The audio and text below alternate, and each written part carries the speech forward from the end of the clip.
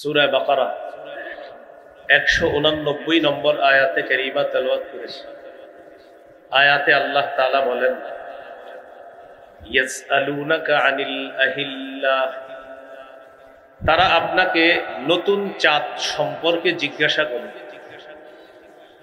কুল হিয়া মাওয়াকিতু লিন-নাসি ওয়াল হাজ, আপনি বলে দেন চাঁদ হলো মানুষের কাজের সময় নির্ধারণ করার জন্য, বিশেষ করে হজের সময় নির্ধারণ করার জন্য চাঁদ। রমজান মাসের চাঁদের অপেক্ষায় আমরা থাকব। শাবান মাসের হিসাবটা ভালো করে গণনা করা সুন্নাহ। আবু দাউদের হাদিস 2325 নম্বর হাদিস। আম্মা জান আয়েশা সিদ্দিকা রাদিয়াল্লাহু তাআলা আনহার বর্ণনা, তিনি বলেন, কানা রাসূলুল্লাহ সাল্লাল্লাহু আলাইহি ওয়াসাল্লাম ইয়াতাহাফফাযু মিন শা'বান মা লা ইয়াতাহাফফাযু মিন গায়রিহি। রাসূলুল্লাহ সাল্লাল্লাহু আলাইহি সাল্লাম অন্যান্য মাসের চাইতে শাবান মাসের গণনার গুরুত্ব খুব বেশি দিতেন, হিসাব রাখতেন খুব গুরুত্ব সহকারে শাবান মাসের। তো শাবান গণনা করতে গিয়ে যদি শেষের দিকে এমন হতো, ফাইন গুম্মা আলাইহি, যদি আকাশ মেঘাচ্ছন্ন হতো, আদ্দা সালাসিনা ইয়াউমা, তাহলে 30 দিন গণনা করতেন। সুম্মা সামা, এরপর রোজা রাখতেন। তো এই হাদিসের মধ্যে আছে সুম্মা ইয়াসুমু লিরুইয়াতি রমাদান, রমজানের চাঁদ দেখে রাসূল সাল্লাল্লাহু আলাইহি সাল্লাম রমজানের রোজা রাখতেন। আকাশ যদি মেঘাচ্ছন্ন হতো 30 দিন পুরা করে তারপর তিনি রোজা রাখতেন। এই জন্য আমরা চাঁদ দেখে রোজা রাখবো, এটা একটা সুন্নাহ। সহিহ বুখারীর বর্ণনা 1909 নম্বর হাদিস। ক্বালা রাসূলুল্লাহ সাল্লাল্লাহু আলাইহি ওয়াসাল্লাম সুমু লিরুইয়াতিহি, তোমরা চাঁদ দেখে রোজা রাখো। ওয়া আফতিরু লিরুইয়াতিহি, তোমরা চাঁদ দেখে ঈদ করো। ফাইন উবিয়া আলাইকুম ফাআকমিলু ইদ্দাতা 30 ইয়াওমা, যদি তোমাদের কাছে আকাশ মেঘাচ্ছন্ন হয় তাহলে তোমরা 30 দিন পুরা করবা। আমরা 1 নম্বর আমল পেয়ে গেলাম, চাঁদ দেখবো। রমজানের প্রথম রাতের যে চাঁদটা, ওইটা আমরা দেখবো, এটা হলো আমাদের প্রথম করণীয়। দ্বিতীয় করণীয় হলো চাঁদ দেখে আমরা দোয়া করব। তিরমিজির হাদিস 3451 নম্বর হাদিস। তালহা রাদিয়াল্লাহু তাআলা আনহুর বর্ণনা, তিনি বলেন, রাসূলুল্লাহ সাল্লাল্লাহু আলাইহি সাল্লাম যখন নতুন চাঁদ দেখতেন তখন এই দোয়াটা পড়তেন, আল্লাহুম্মা আহিল্লাহু আলাইনা বিল ইয়ুমনি ওয়াল ঈমান ওয়াস সালামাতি ওয়াল ইসলাম রব্বি ওয়া রাব্বুকাল্লাহ। নতুন চাঁদ দেখে এই দোয়াটা পড়া, এটা হলো 2 নাম্বার করণীয়। 3 নাম্বার করণীয়, রমজানের প্রথম রাত তারাবির সালাত আমরা আদায় করব। তারাবির নামাজ আমরা আদায় করব ইনশাআল্লাহ। তারাবির নামাজ আমরা আদায় করব। তো প্রথম রাতে তারাবির সালাত আমরা আদায় করব। সাহাবায়ে কেরামের ঐক্যমতে ইজমা হলো 20 রাকাত তারাবির সালাত আদায় করব। ইনশাআল্লাহ আমরা ধীরস্থির ভাবে 20 রাকাত তারাবির সালাত আদায় করব ইনশাআল্লাহ। সহিহ বুখারীর বর্ণনা 2009 নম্বর হাদিস। ক্বালা রাসূলুল্লাহ সাল্লাল্লাহু আলাইহি ওয়াসাল্লাম মান কামা রমাদানা ঈমানান ওয়া ইহতিসাবা গুফিরা লাহু মা তাকদ্দামা মিন যামবি, যে ব্যক্তি বিশ্বাসের সাথে এবং সওয়াবের আশায় রমজানের রাতের বেলা সালাত আদায় করবে, আল্লাহ তাআলা তার আগের সবগুলা গুনাহ মাফ করে দেবেন। তারাবির সালাত আদায় করা। 4 নাম্বার করণীয়, তারাবিতে কোরআন তেলাওয়াত করা, খতম পড়ার চেষ্টা করা, কমপক্ষে 1 খতম, বেশি পারলে আরো ভালো। খতম তারাবি সম্ভব না হলে যেই সূরাগুলা পারে যারা, ওই সূরা দিয়ে তারাবির সালাত আদায় করে। 21 নম্বর পারা শুরু হয়েছে সূরা আনকাবুতের 45 নম্বর আয়াতের মাধ্যমে আল্লাহ তাআলা বলেন, উতলু মা উহিয়া ইলাইকা মিনাল কিতাব, কিতাবের যে ওহী আপনার কাছে আসে, কোরআনের যে ওহী আপনার কাছে আসে, এটা আপনি তেলাওয়াত করেন। প্রিয় মুসলমান ভাইয়েরা, তিনটা অভ্যাস মৃত্যু পর্যন্ত আমরা প্রতিনিয়ত ধরে রাখার চেষ্টা করবো ইনশাআল্লাহ। কয়টা অভ্যাস? 1 নম্বর তেলাওয়াত, 2 নম্বর গুরুত্ব সহকারে 5 ওয়াক্ত নামাজ, 3 নম্বর সাধ্য অনুযায়ী দান সদকা। সূরা ফাতিরের 29 নম্বর আয়াত, 22 পারা 16 নম্বর পৃষ্ঠার একদম শেষ আয়াত। আল্লাহ তাআলা বলেন, ইন্নাল্লাযীনা ইয়াতলুনা কিতাবাল্লাহ ওয়া আকামুস সালাতা ওয়া আনফাকু মিম্মা রাযাকনাহুম সিররাও ওয়া আলানিয়াতান ইয়ারজুনা তিজারাতান লান তাবুর। নিশ্চয়ই যারা আল্লাহর কিতাব তেলাওয়াত করে, ওয়া আকামুস সালাহ, যারা নামাজ কায়েম করে, ওয়া আনফাকু মিম্মা রাযাকনাহুম সিররাও ওয়া আলানিয়া, যারা আমার দেয়া রিজিক থেকে গোপনে প্রকাশ্যে দান করে, ইয়ারজুনা তিজারাতান লান তাবুর। আল্লাহ তাআলা বলেন, তারা এমন ব্যবসার কামনা করে যে ব্যবসা কখনো ধ্বংস হবে না, লাভ আর লাভ। এই তিনটা আমল নারী পুরুষ যারা সন্তান আদি তাদেরকেও শিখিয়ে দেওয়া, নিয়মিত তেলাওয়াত, 5 ওয়াক্ত নামাজ, নিয়মিত দান সদকা, 2 টাকা হলেও সদকা দেওয়া। আল্লাহ তাআলা তৌফিক দান করেন। তো রমজানে 4 নম্বর করণীয় কোরআন তেলাওয়াত করা। রমজান তো কোরআন নাজিলের মাস। সূরা বাকারার 185 নম্বর আয়াত, 2 পারার 7 নম্বর পৃষ্ঠা শুরু হয়েছে যে আয়াতের মাধ্যমে আল্লাহ বলেন, শাহরু রমাদানাল্লাযী উনজিলা ফীহিল কুরআন, রমজান মাস যেই মাসে কোরআন নাজিল করা হয়েছে, এটা কোরআন নাজিলের মাস। সহিহ বুখারীর বর্ণনা 1902 নম্বর হাদিস, 1902, এই হাদিসের মধ্যে আছে, কানা জিবরিল আলাইহিস সালাতু ওয়াস সালাম ইয়ালকাহু কুল্লা লাইলাতিন ফি রমাদান ইয়ারিদু আলাইহিন নবী সাল্লাল্লাহু আলাইহি ওয়াসাল্লাম আল কুরআন। রমজান মাসে জিবরিল আলাইহিস সালাতু ওয়াস সালাম প্রতি রাতে নবীজির সাথে সাক্ষাৎ করতেন, আর নবীজি জিবরিল আমিনকে কোরআন প্রতিদিন জিবরিলকে শোনাইতেন। তো রমজান মাস কোরআন নাজিলের মাস, বেশি থেকে বেশি কোরআন তেলাওয়াত করার চেষ্টা করব, আল্লাহ তৌফিক দান করেন। সহিহ বুখারীর বর্ণনা 5011 নম্বর হাদিস, বারা ইবনে আযিব রাদিয়াল্লাহু তাআলা আনহুর বর্ণনা, তিনি বলেন, কানা রাজুলুন ইয়াকরাউ সূরাতাল কাহফি, এক সাহাবী রাতের বেলা সূরা কাহফ তেলাওয়াত করতেছিল, ফাতাগাশাতু সাহাবা, আকাশের মেঘখণ্ড তার বাড়ির উপর এসে উপস্থিত হয়ে গেছে, মেঘ। ওয়া ইলা জানিবিহি হিসানুন মারবুতুন বিশাতানাইন, তার পাশে একটা ঘোড়া বাঁধা রশি দিয়ে তিনি কোরআন তেলাওয়াত করেন। ফাজাআলা ফারাসুহু ইয়ানফিরু, তার ঘোড়াটা লাফায়, তিনি তেলাওয়াত করে ঘোড়া লাফায়। তেলাওয়াত বন্ধ করে দিলেন, মেঘখণ্ডটা শূন্যে বিলীন হয়ে গেল। সহিহ মুসলিমে আছে, আরাজা ফিল জাওয়ি, মেঘখণ্ডটা শূন্যে বিলীন হয়ে গেছে। সাহাবী পরের দিন রাসূল সাল্লাল্লাহু আলাইহি সাল্লামের কাছে আসছে। আরাজা এটা বুখারীতে না, আরাজা ফিল জাওয়ি এটা মুসলিমে, আর বুখারীরটা হলো এটা। তো নবীজির সাহাবী নবীজির কাছে গেলেন, যাওয়ার পর গত রাতের ঘটনাটা শুনাইলেন, হুজুর এমন এমন ঘটনা।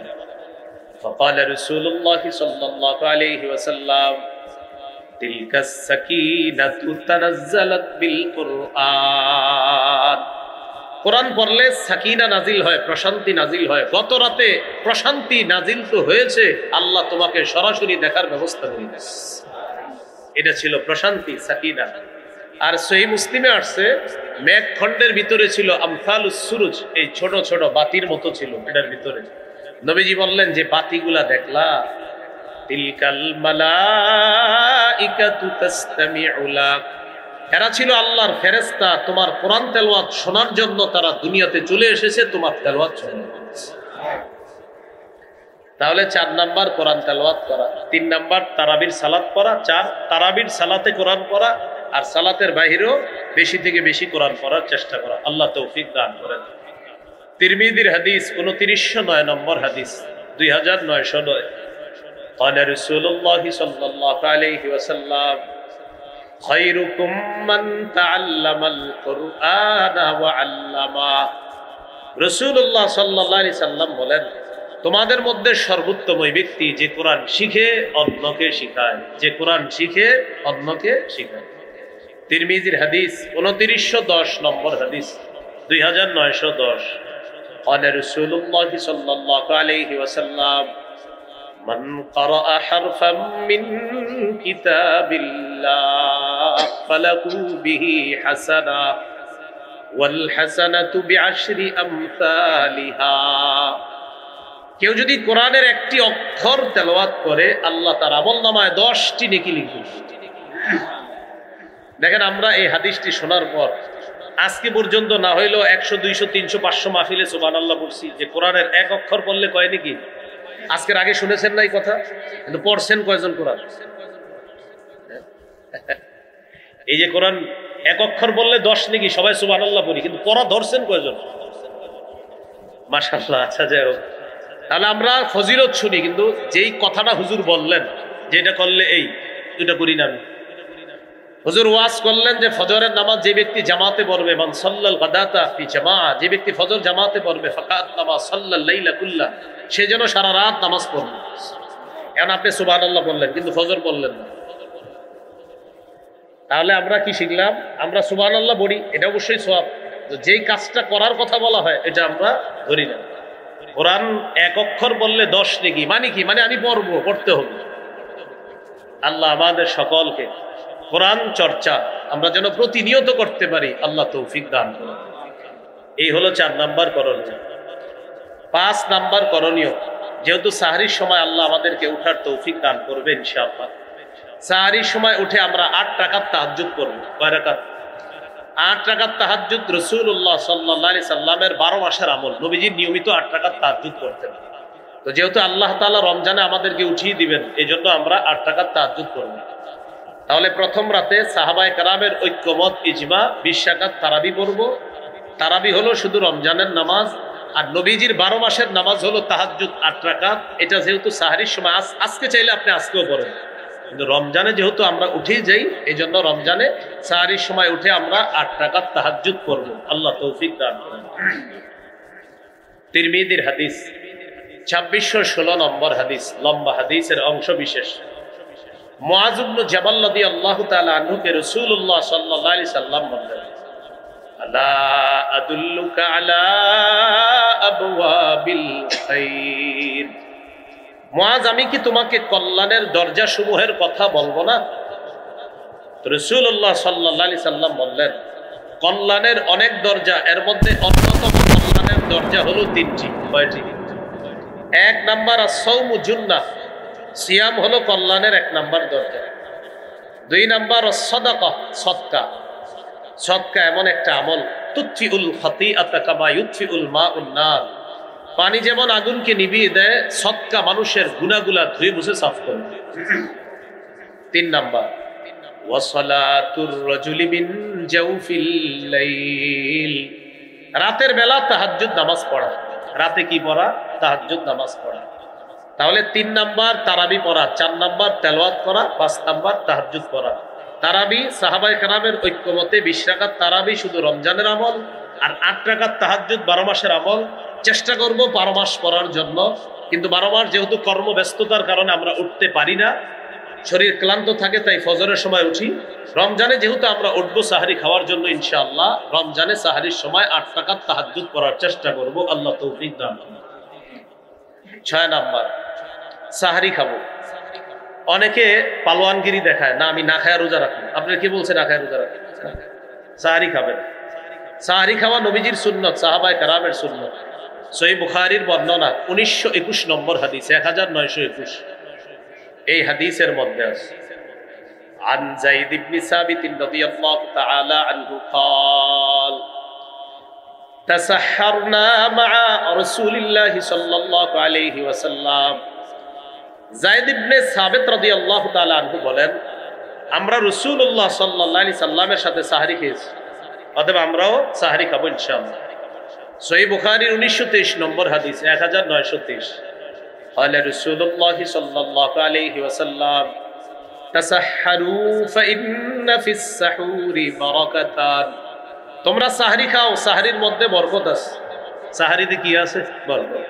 সহিহ ইবনে ইব্বানের হাদিস, রাসূলুল্লাহ সাল্লাল্লাহু আলাইহি সাল্লাম বলেছেন, হালুম্মু ইলাল গাদাইল মুবারাক, এই তোমরা কোথায় আসো, আসো বরকতপূর্ণ খাদ্যে অংশগ্রহণ করার জন্য আসো।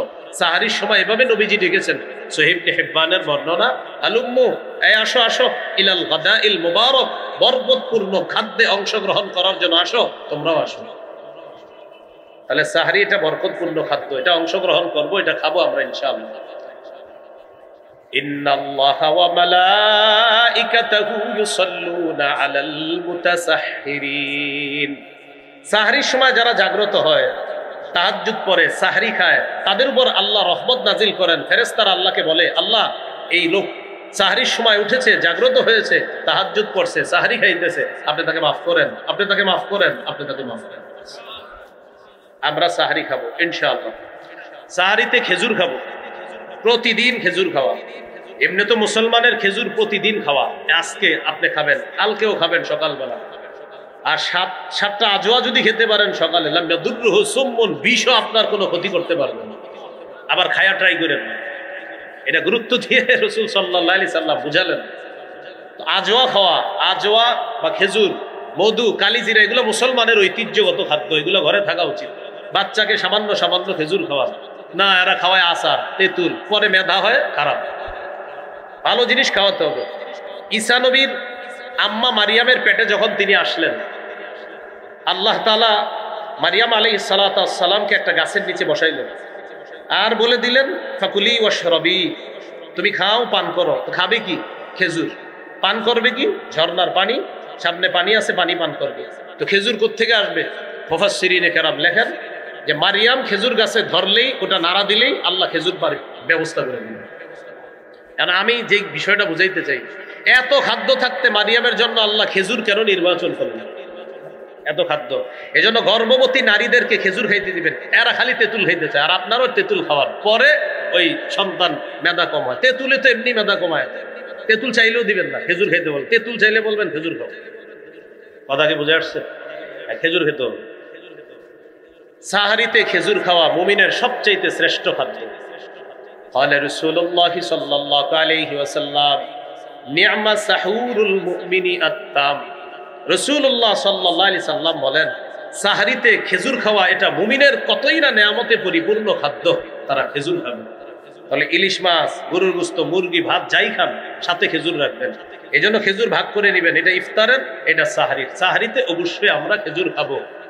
সর্বশেষ কথা, কেন খাবো? আমার নবীজি এটাকে উত্তম বলেছে, তাই খাবো, বাস। আল্লাহ তাআলা তৌফিক দান করেন। সাহারি একটু বিলম্ব করে করা, ইফতারি একটু তাড়াতাড়ি করা। আজ্জিলুল ইফতার ওয়া আখিরুস সাহুর, তোমরা ইফতার প্রথম সময়ে করবা তাড়াতাড়ি, আর সাহারি একটু বিলম্ব করে করবা, যাতে শরীরের শক্তিটা সঞ্চয় হয়। এখানে একটা মাসালা মনে রাখা দরকার। আপনি সাহারি খাওয়ার পরে দেখতেন এখনো সাহারির সময় বাকি আছে 40 মিনিট, 30 মিনিট, তখনও তাহাজ্জুদ করতে পারবেন। অনেকে মনে করে খায়া ফেললে আর তাহাজ্জুদ করা যাবে না। না, তাহাজ্জুদের সম্পর্ক খাবারের সাথে না, সময়ের সাথে। যতক্ষণ ফজরের শুরু সময় না হবে, আপনি খান বা না খান, তাহাজ্জুদ করতে পারবেন। তাহলে সাহারির আগেও তাহাজ্জুদ পড়তে পারবেন, খাওয়ার পর যদি সময় থাকে তখনও কি পড়তে পারবেন? তাহাজ্জুদ পড়তে পারবেন। এটা কমন এই প্রশ্নটা মুসল্লিরা ইমাম সাহেবদেরকে করে যে খাওয়ার পরে তাহাজ্জুদ করা যাবে কিনা। তাহলে তাহাজ্জুদের সম্পর্ক খাবারের সাথে না, সময়ের সাথে। আল্লাহ তাআলা আমাদেরকে মনে রাখার তৌফিক দান করেন। এ হলো 6 নম্বর করণীয়। 7 নম্বর করণীয়, সাহরি খাওয়ার পর রোজা রাখা শুরু করলাম, আমরা রোজা রাখবো। সহিহ বুখারীর বর্ণনা 1901 নম্বর হাদিস। এই হাদিসের মধ্যে আছে, قال رسول الله صلى الله عليه وسلم من صام رمضان إيمانا واحتسابا غفر له ما تقدم من ذنبه। রাসূলুল্লাহ সাল্লাল্লাহু আলাইহি সাল্লাম বলেন, যে ব্যক্তি ঈমানের সাথে এবং বিশ্বাসের সাথে সওয়াবের আশায় দিনের বেলা রোজা রাখে তার আগের সব গুনাহগুলো মাফ করে।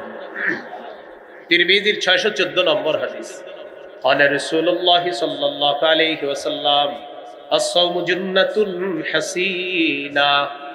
রাসূলুল্লাহ সাল্লাল্লাহু আলাইহি সাল্লাম বলেন, রোজা হলো জাহান্নাম থেকে বাঁচার মজবুত ঢাল, মজবুত প্রতিবন্ধক হলো রোজা।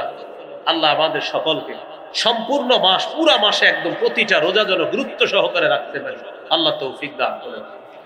এই হলো 7 নম্বর করণীয়, রোজা রাখবেন। 8 নম্বর করণীয় দান করা। এমনি তো দান করবেন, রমজানে দানের মাত্রা বাড়ায় দিবেন। সূরা মুনাফিকুনের 10 নম্বর আয়াত, 28 নম্বর পারা দশক।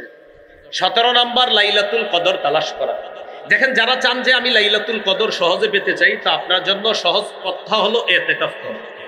তাহলে 16 নম্বর ইতিকাফ।